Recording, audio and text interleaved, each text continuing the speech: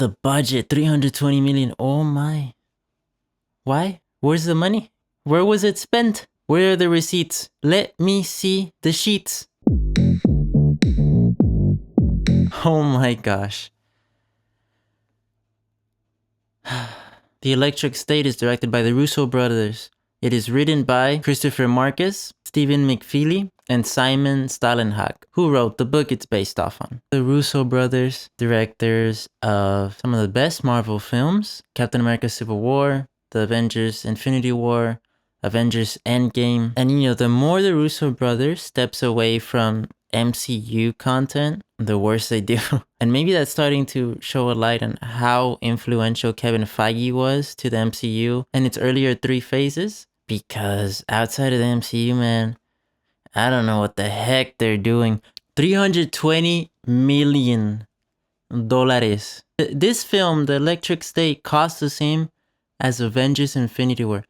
Just keep that in mind as I'm going through this review, please. Alright, this film takes place in this futuristic setting where robots have taken over most of the laborious jobs, doing the hard jobs for people, right? And there comes a point that a war ensues because the robots are fighting for their own rights and the United States is going up against them. Surprisingly, I don't know why they did this, but it seems like the robots are the only part that have advanced in human society. Nothing else. It's just something I noticed. It's just the robots and some weaponry.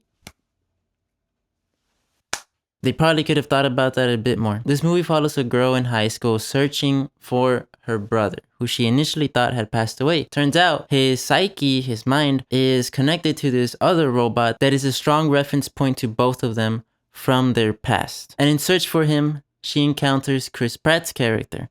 And Chris Pratt he basically plays Chris Pratt. Like stock Chris Pratt. Nothing different. He plays this veteran of the war because he was in the war against the robots, who's become this dealer essentially of illegal nostalgic food, memorabilia, basically things that we have nowadays. He's selling it because it's illegal during that time, right? And so they encounter them two, the robot that they have, and then her robot, and they go off on this adventure to look for her little brother or his body. And while this is happening, Giancarlo plays this cop in this mecha suit sort of person who's chasing after them throughout the film because one of the robots that they have broke the law and he's robot racist or something like that. Anyways, all of this is happening while Stanley Tucci's character plays this super powerful head of this super mega corporation, tech corporation, that's basically ruling the world with the products that they've provided that have come from the minds of this child. Hi, my.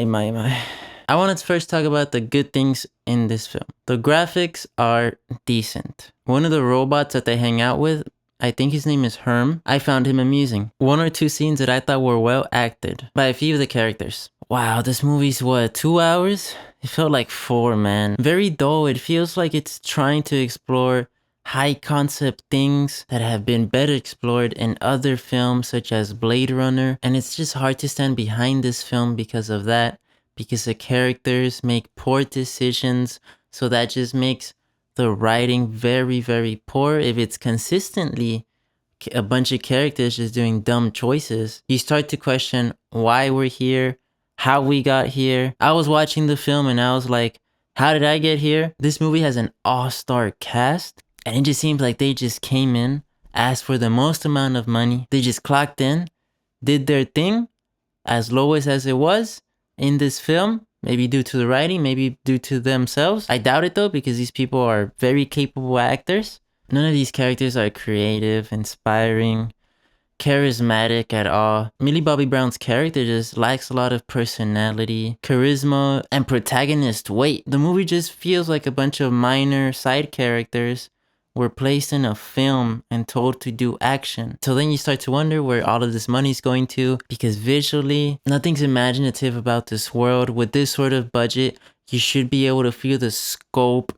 and the grandiose, but you just don't. It's just there are so many moments that give us ammo to question the film.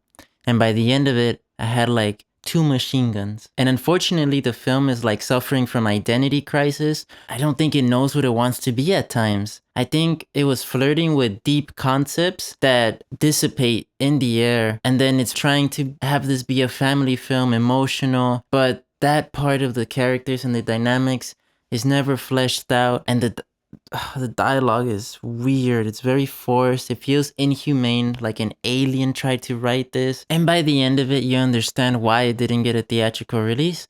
I mean, it going straight to Netflix and being that high of a budget, I don't see it getting its money back, man. And look, it's not as bad as all the critics are saying. I guess there are some moments with a bit of heart, some moments in the end, a few concepts that if they had touched on and if they had explored, could have made for a better film.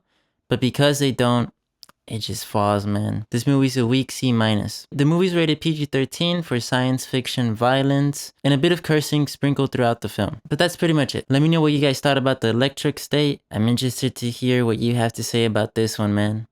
Please like, please subscribe, comment down below. Bye-bye.